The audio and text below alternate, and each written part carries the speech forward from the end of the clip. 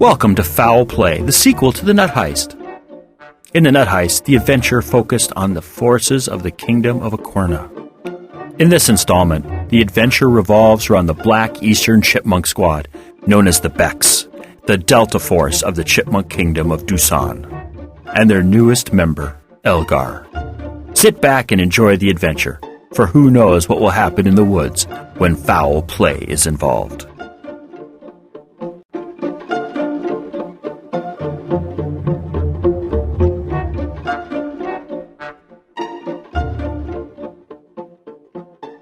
Fowl Play by Trisha M. Wilson, Episode 4. Chapter 4. Survival Skills. The morning started very early for Eld and Elgar. During the previous night, Elgar had learned about building a fire and creating a shelter that blended into the background. This morning, Eld had more lessons planned, and they started as the sun began to awaken.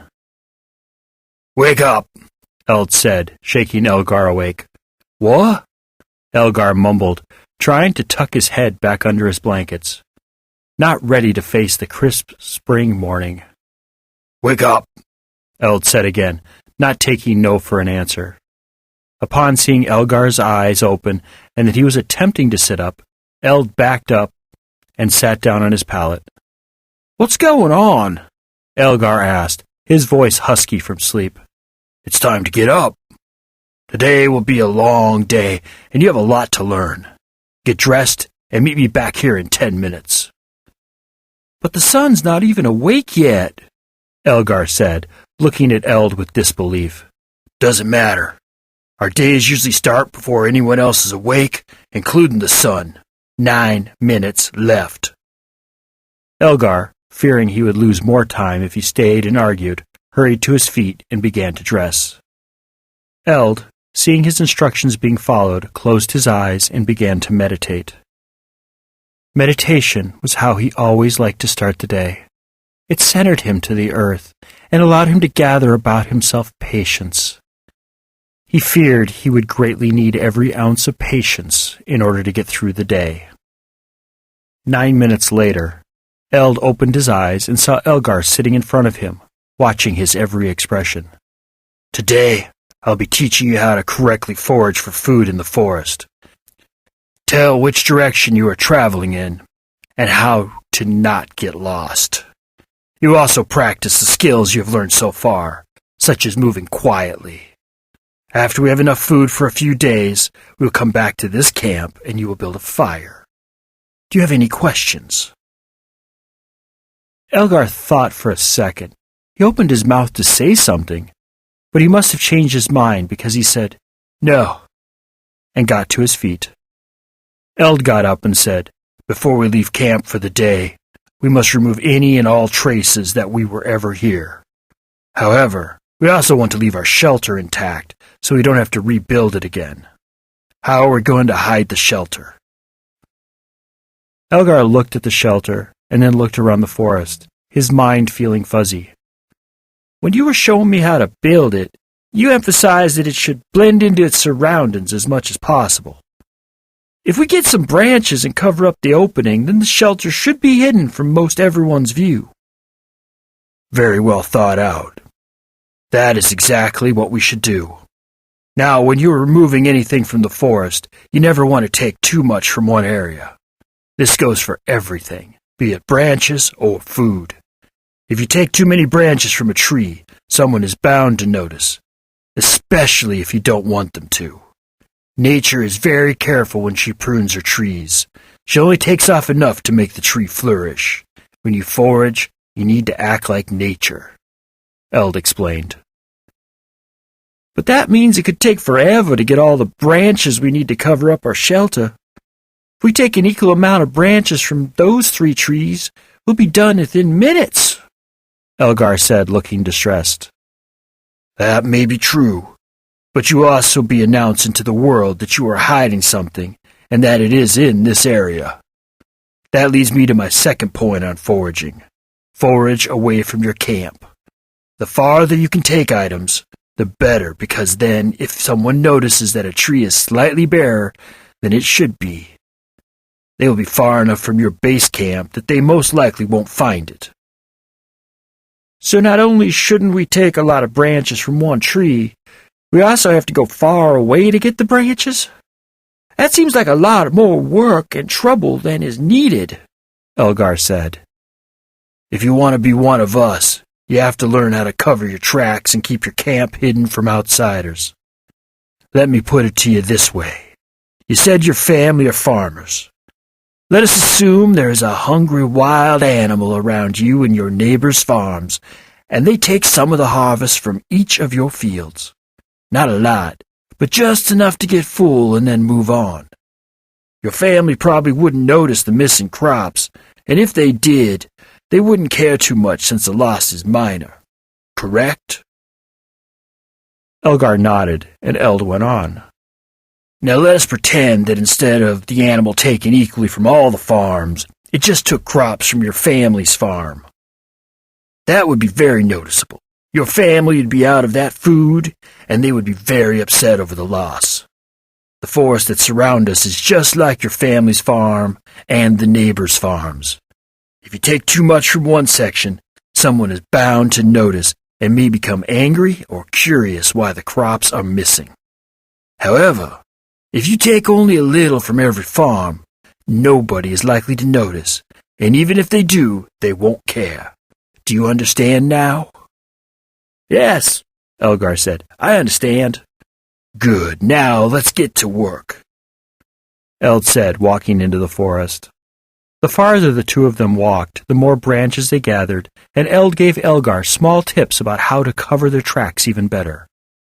When you're taking a branch directly off of a tree, be sure to remove a branch whose absence won't be noticed, such as this one, he said, pointing to a particular branch. We can safely take this one because the others will cover up its absence. However, if we took a different branch, such as this one, it would be noticeable. It might make someone look at the tree twice. Elgar nodded his understanding and slowly began to learn some of the tricks of the spy trade. About an hour later, they had finally gathered enough branches and made their way back to the camp. Now that we have these branches, we want to layer them onto the shelter so that it looks natural. If you lay them this way, he said, demonstrating, it looks like someone's covering up something, which we are. But if you turn them this way, it looks natural, almost like a tree. Now you've finished covering it up. Following Eld's instructions, Elgar carefully covered up the shelter, making it almost impossible to tell that something was hidden. Eld looked at the result and said, You did well for your first time. With more practice, you will get better. Let's go. Time is running from us, and we still have a lot to do today. Eld started to walk out of the now hidden camp into the forest and said, Which direction are we going? Elgar looked up from the ground where he had been focused on trying to move quietly and said, Direction? Yeah. In order for you to be able to get back to camp and not get lost on a mission, you must know which direction you are going at all times. So what direction are we going? Eld asked again, still walking at a steady speed. South? Elgar guessed. No, Elgar, we are not going south. Where is the sun? Behind us. And which direction does the sun awaken from every morning? The east? Elgar said, not sure about his answer. Correct. And since the sun awakens in the east, and it is behind us now, which direction are we going in? Eld asked one more time. The west. We are traveling west, Elgar said, more confident in his answer. Good. So if you had to get back to camp, you now know which direction you would go. Always know your direction, or else you will become hopelessly lost and might fall into the hands of the enemy, Eld said, walking toward a nearby stream that was just visible to Elgar. But who's our enemy? Elgar asked, walking up next to his teacher. We will talk about that later, after you are more trained. Right now, we need to focus on food and water gathering, Eld said. That same morning, Jasna and Perun got up and left the inn they were staying at bright and early. The day before, they had conducted an extensive sweep of the main city, thanks to a guided tour. They, along with 15 other tourists, had learned all about the history of Aquirna and the royal family. It had been wonderfully educational and had given them a lot of information they might never have learned any other way. But the one drawback of the day was that they were not able to tour the palace. According to the tour guide, the palace was usually open for daily tours, but because of the Blevins delegation, the royal family had closed the palace to all non-palace personnel. Perun was especially disappointed, because he had wanted to get a good look inside the palace and see if there were any security flaws. Jasna held the more philosophical view on the situation, that you could not always get what you wanted. Today was the first day of the week-long festival, and Jasna and Perun were intent on taking full advantage of it. "What's our plan for today?" Perun asked as they walked away from the inn. "We are going to have a fun day at the festival, and if we happen to get a look at their security measures, and perhaps the delegates, all the better. In addition, I have made an appointment with one of our informants.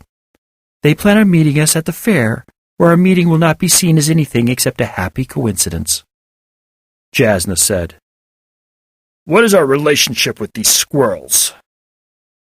"They are friends of the family," Jasna said, walking toward the festival gate. Upon seeing them closed, she looked at a nearby sign and said, "The festival doesn't open for another few hours. What do you say we take a walk around the city and try to find some place to eat breakfast?" Perun looked into her eyes and saw the sparkle of mischief in there. "I think that's a great idea." The two slowly strolled around the city, stopping every once in a while to take photos of interesting buildings such as the palace, the bank, and the monument to the elders. A few blocks from the monument, they found the perfect place to eat. Utz's Eatery. Walking into the diner, all of the tables were filled with early morning customers, and only 2 bar stools were open. Grabbing them before they could be taken, Jasna and Perun had just started to look at the menu when a waitress came up to them and said, "What can I get you to drink?" "I'll have a cup of seed tea," Jasna said with a heartfelt smile at the waitress. "Strong cup of black walnut coffee," Perun grunted, still looking at the menu. As the waitress left to get their drinks, Jasna said, "When she comes back, be nicer to her." "Why?" "Because if she knows anything about you-know-what, you being a rude chipmunk is not going to encourage her to talk," Jasna said through gritted teeth. "Fine," he said, looking slightly disgusted that he had to play nice to anyone, let alone a waitress. The waitress came back with their drinks and asked them, "What would you like?" "We will both have the king's special," Jasna said, not even looking at Perun. "We plan on going to the festival later, and we're going to need all the energy we can get." "You sure will," the waitress said. "I heard that there's going to be games and prizes and even rides to go on. I want to go. That is, if I can ever get off work." Realizing what she had just said, she smiled and said, "Let me put these orders in, and your food should be out shortly." As she walked away, Perun said, "Didn't want the king's special. "I was looking at—" "I don't care what you wanted to eat," Jasna said under her breath, cutting him off. "You work for me, and you'll eat what I say you'll eat.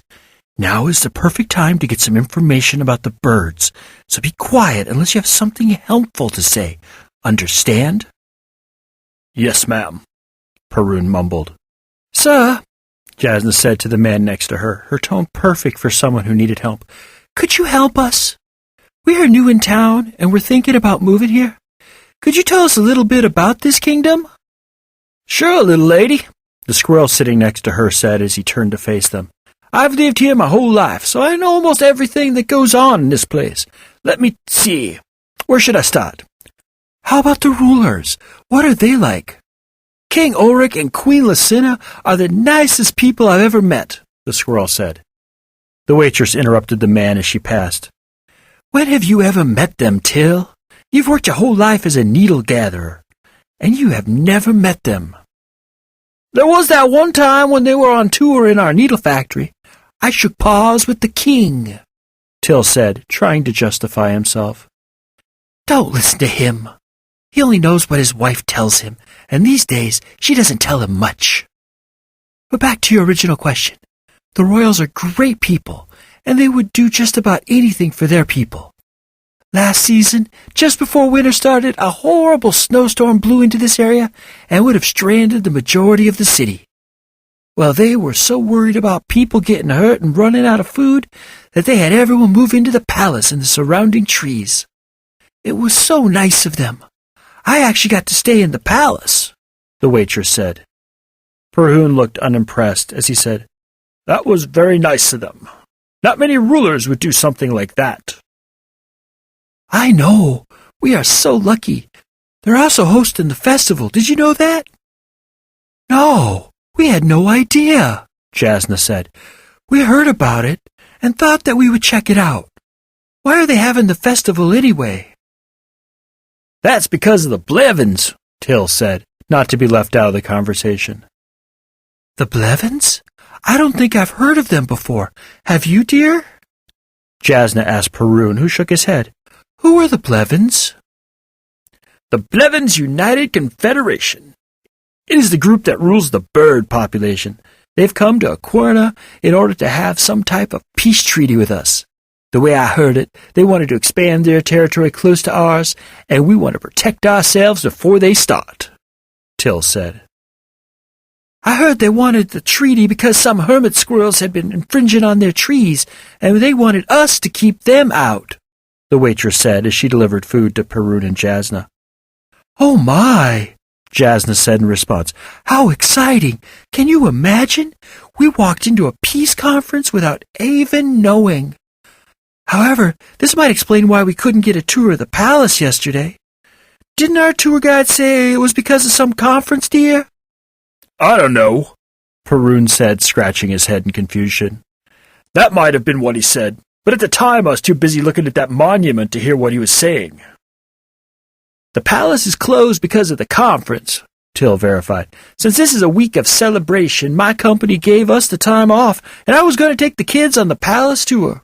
But the gate guard told me that it wouldn't be open until after the delegates had left.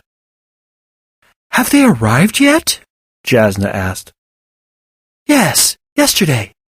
Heard there was some hoopla over their arrival, something about them being late to the palace, the waitress said as she passed by with more food for another group of people. They were late? Why? Perhoon asked.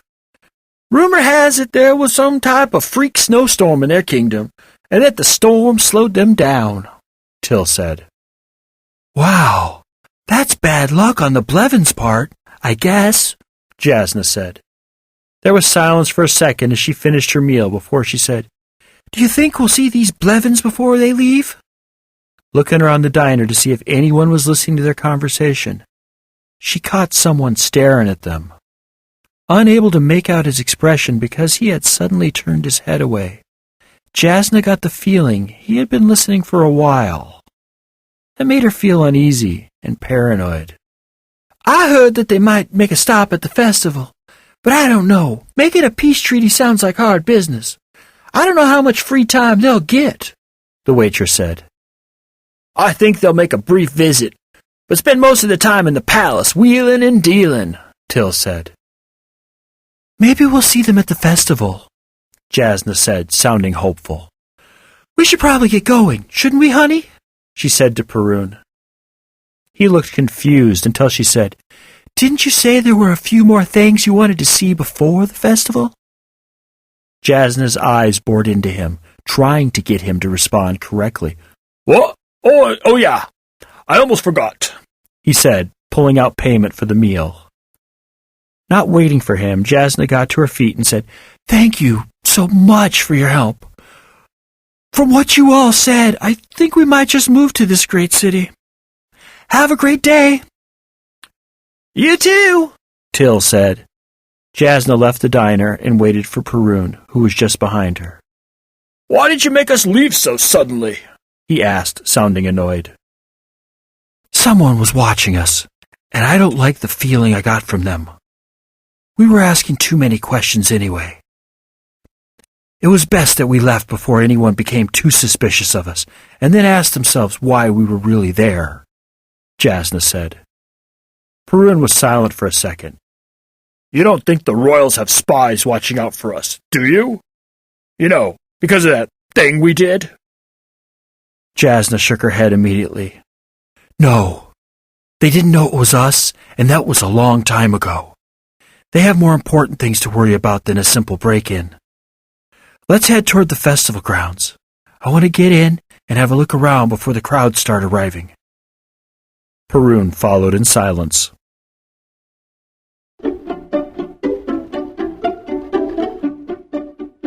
Foul Play was written by Trisha M. Wilson and read by R.L. Ferguson. For comments or compliments, just head over to Colbyjack.net and look for our contact page. Foul Play is released under Creative Commons non-commercial no derivatives license. Share it with whoever you want, just don't sell it or change it. Have a nice day.